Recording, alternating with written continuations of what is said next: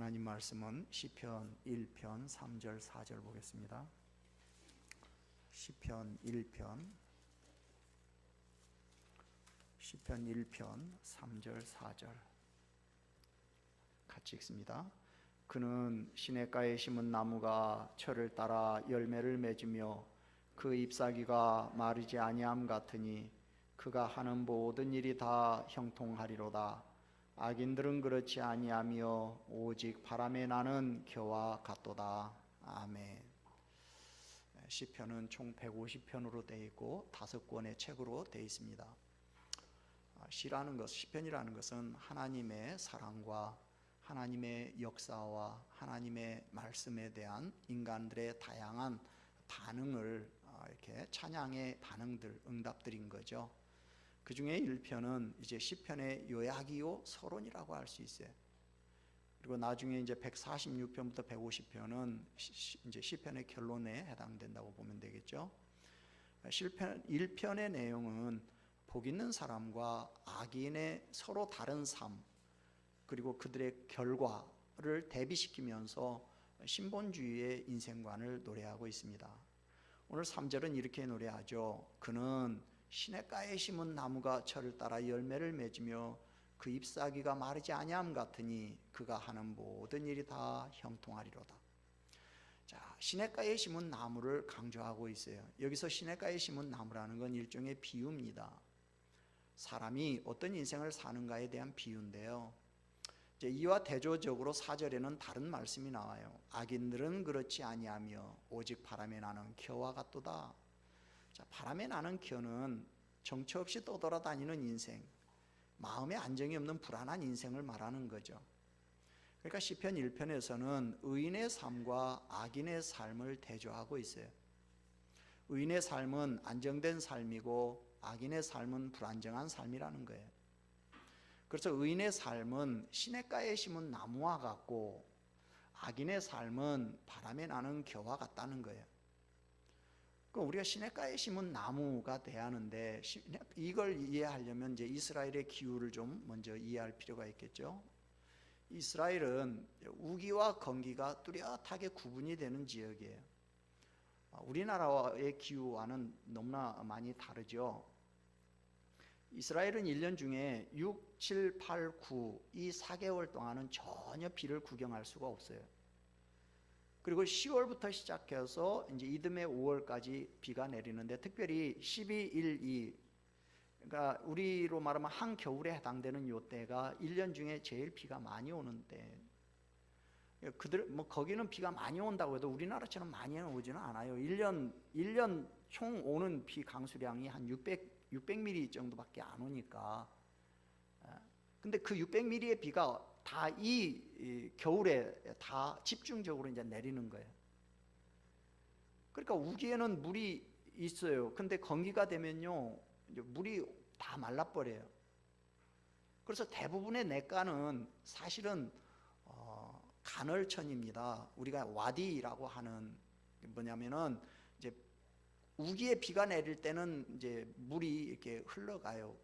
이제 시내가 돼요. 근데 이제 우기가 끝나고 나면 그 다음에는 이제 시내가 없어져 버리죠. 그냥 맨바닥에 그냥 드러나는, 그렇게 변하는 걸 우리가 이제 와디라고도 하고 간헐천이라고 하는데요. 여러분이 이제 그 제주도에 가면 그 서귀포 그 근처에 가면 그 오래돼서 잊어먹었네요. 엉또폭포인가? 우리 여기 제주도 집사님 그 뭐죠? 엉또폭포인가? 그 폭포가 하나 있어요. 폭포. 세계에서 유명한 폭포라고 그래서 찾아가 봤는데요. 가보니까 폭포는 폭포인데요, 물이 하나도 없어요. 아니 근데 형태는 영락없는 폭포예요. 그게 땅도 이렇게 파여져 있고 이게 다 이게 폭포예요. 밑에 이렇게 물 떨어지는 거기도 다 돼 있고. 근데 거기는 언제만 볼 수 있는 폭포냐면요, 장마철에 비 많이 오면요, 거기가 물이 엄청나게 쏟아지는 폭포가 돼요. 근데요, 평상시에는 물이 안 흘러. 왜냐면 제주도는 화산암이라 돌들이 다 구멍이 뽕뽕뽕 뚫렸잖아요. 그러니까 물이 다 평상시에는 물이 다 땅속으로 스며들어 버리기 때문에 이 폭포가 안 돼. 그냥 비가 많이 올 때만 폭포가 되는 거예요. 엉또 폭포인가 뭐 그럴 거예요. 여기 찾아보시면은 뭐 그런 폭포가 있어요. 근데 이스라엘의 시내라는 것은 다 그래요. 요단강만 빼놓고 모든 시내는요 다 뭐예요? 야복강 뭐 이런 것들만 빼놓고는요 다 우기 때만 시내지 우기가 아닐 때는 다 그냥 바닥이 다 드러나는 이제 그런 이제 간헐천인데요. 그러니까 우리나라 계절하고 비교하면 반대죠. 우리나라는 여름에 비가 많이 오고 겨울에는 잘 안 오죠. 눈이 좀 오고. 근데 거기는요 겨울에 비가 오고 여름에는요 비 한 방울도 안 내려요. 그러니까 여름이 되면요 산이고 들판이고 간에 다 뭐예요? 다 타들어가는 거예요. 푸석푸석하니. 그러다가 이제 가을 접어들면 비 조금씩 내리면서 이제 싹이 나기 시작하고 이제 겨울에 이제 풍성하게 싹이 자라는 거죠. 이렇게 이스라엘이라는 나라는 우기와 건기가 분명한 나라예요.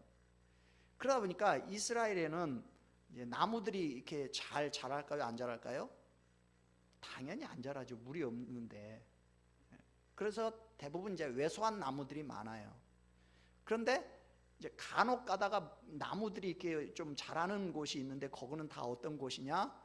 이제 사철 흐르는 시냇가 아니면 이제 사철 물이 나오는 사막의 그 오아시스 같은 이제 그런 곳 이제만 나무가 이렇게 이제 자라는 거죠. 오늘 본문은 지금 뭘 말씀하냐면 복 있는 사람은 이런 사람이다. 그러면서 복 있는 사람이라는 것을 우리가 이해하기 쉽게 하나의 그림으로 이렇게 그려줬는데 그게 뭐냐면 시냇가에 심은 나무라는 이미지예요.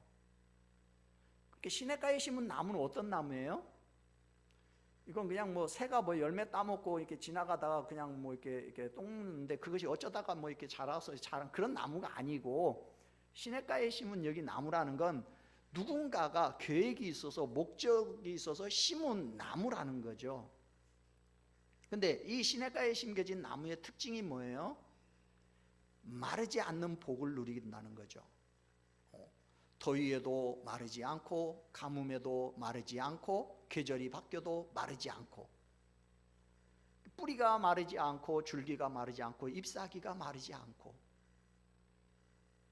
자, 그러면 여기서 이제 시냇가는 어디일까요? 아까 제가 비유라고 했는데 여기서 말하는 시냇가는 결국 우리의 모든 필요를 공급받는 장소를 말하는 거죠. 그러니까 시내라는 건 복의 근원을 말하고 있는 거예요. 시내는 생수의 근원이에요. 자, 그러면 이런 시내의 원천은 어디예요? 그것은 곧 하나님이죠. 하나님. 그러니까 하나님은 마르지 않는 시내예요. 하나님은 마르지 않는 복의 원줄기예요. 그러니까 하나님께는 마르지 않는 생명수가 있어요. 그래서 거기에 심기면 어떤 것도 살아요. 하나님은 마르지 않게 하시는 은혜를 베풀어 주시네요. 그러니까 마르지 않는 시내의 영적인 의미는 뭐냐면 하나님이 지금 우리에게 뭔 말씀 하시려고 하는 거예요? 어떤 인생이 됐든지 간에 하나님에게 심겨지기만 하면 하나님에게 뿌리를 내리기만 하면 마르지 않는 복을 누리고 산다는 거예요. 그곳에는 마르지 않는 생명수가 있다는 거예요. 그래서 어떤 것도 살리시고 마르지 않게 하시는 공급을 해주시는 은혜를 받는다는 거예요.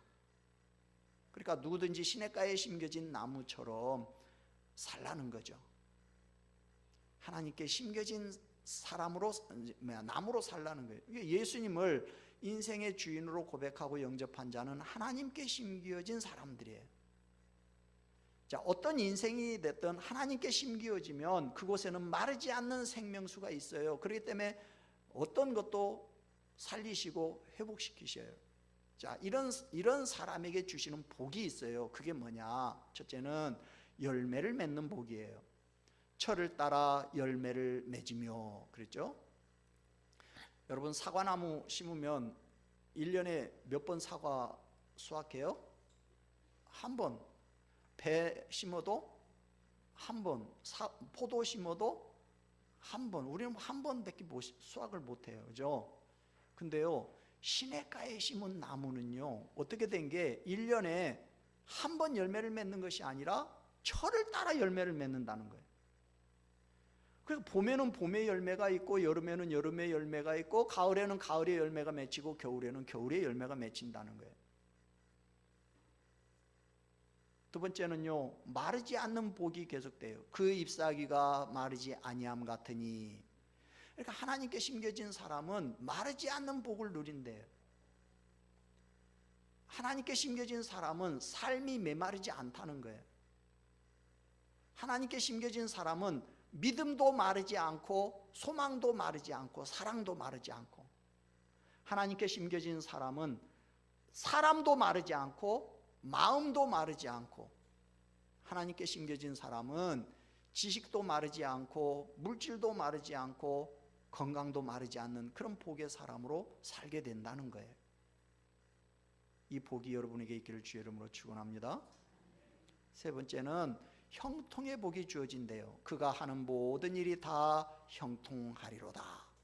그러니까 하나님께 심겨진 사람은 형통할 때 맺히는 열매가 있고 역경 속에서 맺히는 열매가 있고, 좋은 일이 있을 때 맺히는 열매가 있고 시련이 있을 때 맺혀지는 열매가 있고, 환경에 따라서 형편에 따라서 처지에 따라서 하나님이 주시는 다양한 열매를 맺는다는 거예요.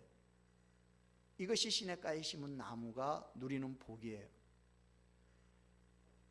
그러나 정말 불행한 사람은 신부는 예수님을 믿는 사람인데 삶은 하나님을 떠난 사람, 신부는 하나님의 자녀인데 삶은 불신자와 같은 삶을 사는 사람, 신부는 하나님께 심겨졌는데 삶은 하나님께 심겨지지 않은 사람은 이런 복을 받기가 어렵겠죠. 여러분, 나는 지금 어떤 자로 살아가고 있는가? 나는 하나님께 심겨진 사람으로서의 삶을 살고 있는가? 아니면 하나님을 떠난 자로 살고 있는가? 우리는 하나님을 떠난 자들이 어떤 모습으로 살고 있는지 잘 압니다. 하나님을 떠나는 사람들은 축복이 말라요. 이런 사람들은 4절 나온 것처럼 바람에 날아다니는 겨와 같이, 즉 티끌과 같이 되고 그런 삶을 살게 되는 거죠. 하나님을 떠난 사람들은 이리저리 방황합니다. 인생이 비쩍 메마른 자로 살게 되는 거예요. 그럼에도 불구하고 우리 주변에 보면 하나님 없이도 복 있는 자라고 자칭하는 사람들이 있어요. 하나님 없이도 메마르지 않다고 말합니다. 그러나 과연 그럴까요? 어떤 사람은 하나님 없이도 물질이 풍부하면 복 있는 사람이라고 생각해요. 하나님 없이도 명예나 권세만 있으면 복 있는 사람이라고 생각해요. 어떤 사람은 하나님 없이도 쾌락에 젖어 살면 그것이 인생의 낙이고 복 있는 사람이라고 생각해요. 그러나 과연 정말로 그럴까요? 그렇다면, 정말 그렇다면 그렇게 돈이 많은 인류 재벌가의 딸이 왜 자살을 해요?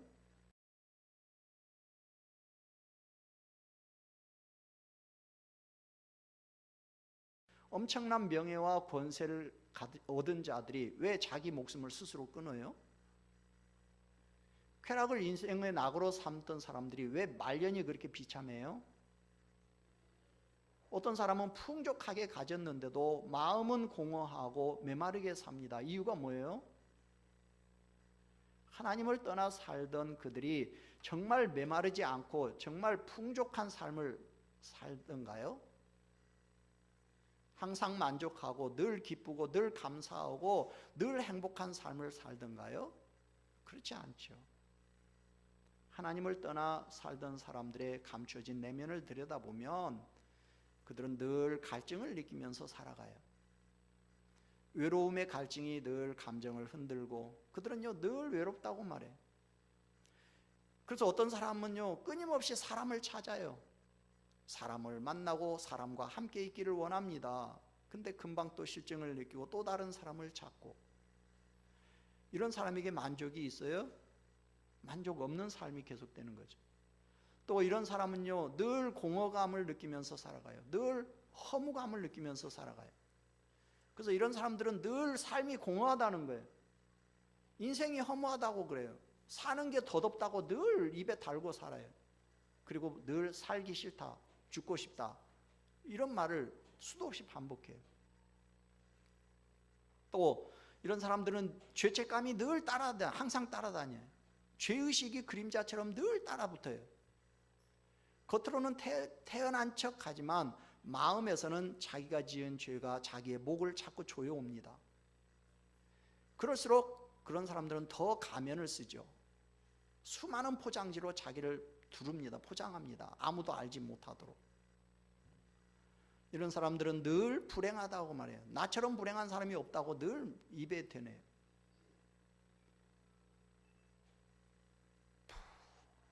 일어날 시간 됐어요. 불행이란 이름을 가진 신이 있는데요, 이 신이 사는 집을 방문했더니 그 아내가 있더래요.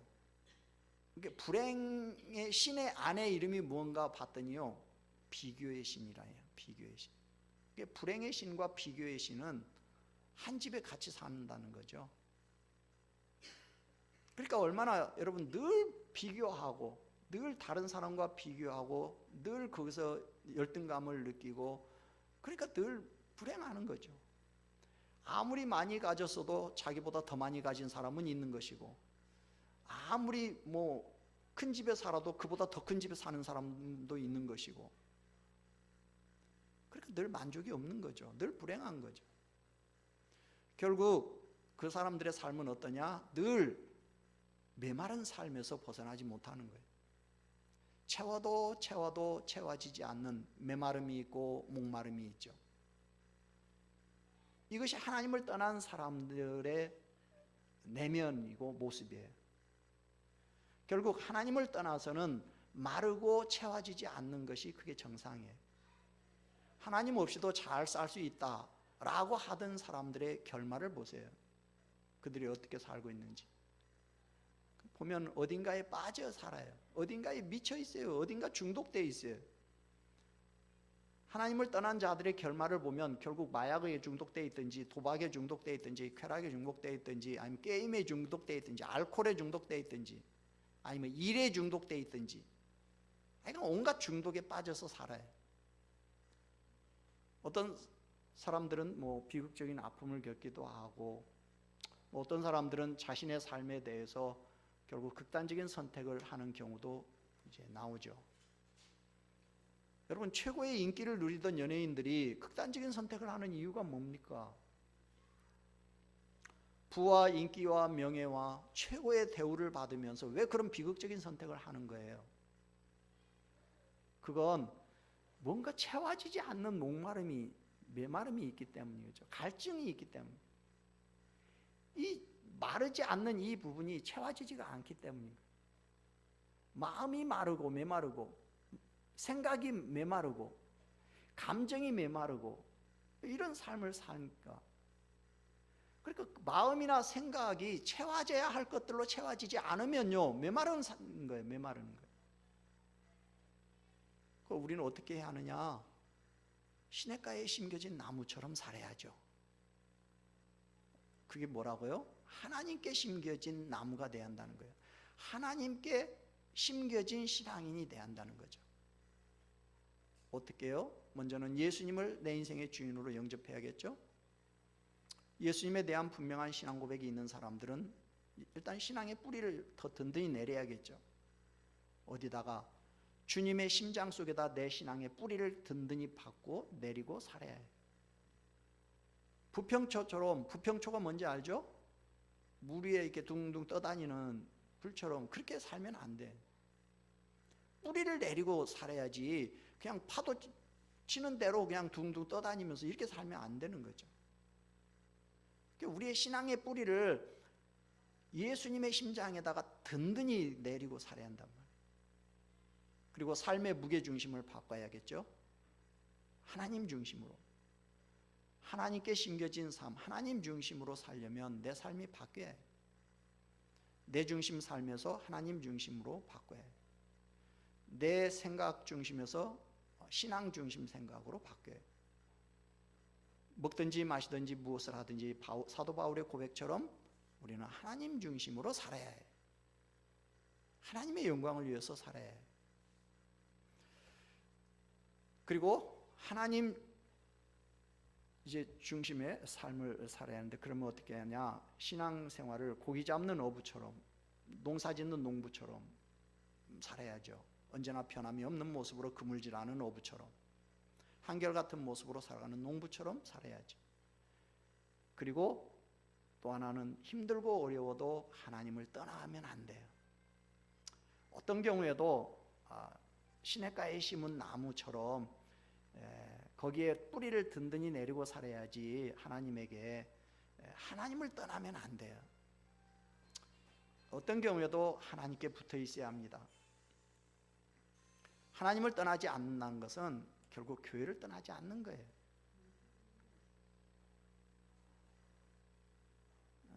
어떤 일이 있어도 여러분 교회에 머무르십시오. 아무리 힘들어도 교회를 떠나면 안 돼요. 하나님을 떠난 자들의 특징은요, 교회부터 안 나와요. 그렇죠?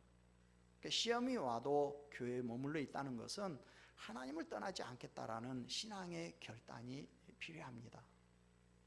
여러분, 우리 인생의 성공과 실패는 다 하나님에게 달려 있어요.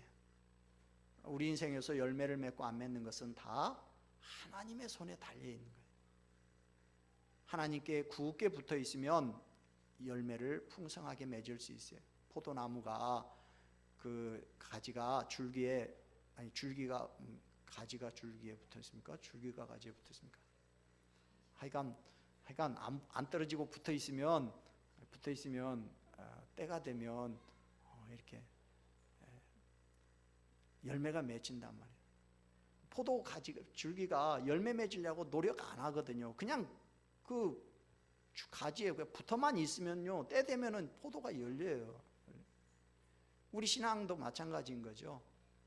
우리가 하나님의라는 그 하나님에게 우리가 신앙의 뿌리를 내리고 있으면은 아까 말한 것처럼 철마다 열매가 맺히는 그런 복을 누리는 거예요. 그러나 뿌리를 하나님에게 내리고 있지 아니하면, 즉 시냇가에 심겨져 있지 않은 나무는 결국 건기가 되면 마를 수밖에 없는 것이고, 그러면 결국 열매도 맺을 수가 없는 거죠. 말씀을 정리하면서 독일 우한데요, 한 왕이 이제 두 신하를 불러가지고 사람들로 이제 그러니까 팀을 만들어서 우리나라를 좀 돌아다니면서 우리나라에 어떤 종류의 잡초들이 살고 있는지 좀 조사해 와라. 그리고 또 한 사람에게는 너는 팀을 만들어서 우리나라에 어떤 종류의 꽃들이 이렇게 살고 있는지, 얼마나 많이 있는지 좀 조사해 와라. 그리고 이제 1년이 지난 다음에 두 신하가 임금한테 왔어요. 그래서 왕이 이제 물었는데, 잡초를 연구한 신하가 와서 이제 보고를 합니다. 왕이시여, 우리나라는 온통 잡초 국가입니다. 온 나라에 잡초가 가득하고 온 땅에 잡초가 그냥 꽉 널려 있습니다. 근데 이제 꽃을 연구하고 온 신하는 이제 보고합니다. 왕이시여, 우리나라는요 꽃의 국가입니다. 온 나라 전역에 얼마나 다양하고 얼마나 많은 꽃들이 가득한지 모릅니다. 그러니까 똑같은 나라를 탐방하고 돌아왔는데, 한 사람은 잡초를 보고 왔으니까 잡초 나라라고 보고를 하는 거고, 한 사람은 꽃만 보고 오니까 꽃의 나라라고 얘기를 하는 거예요. 여러분, 여러분의 신앙의 뿌리를 어디다가 박느냐에 따라서 우리의 삶이 이렇게 달라지는 거예요. 아무쪼록 우리의 신앙의 뿌리를 시냇가가 어디라고요? 하나님에게 신앙의 뿌리를 든든히 박아서 아무리 기근이 들고 흉년이 들어도 마르지 않는, 철을 따라서 열매를 맺는 그런 귀한 참 축복을 누리는 우리 모두의 삶이 될 수 있기를, 또 한 주간이 되기를 주님의 이름으로 축원합니다. 아멘. 기도하겠습니다.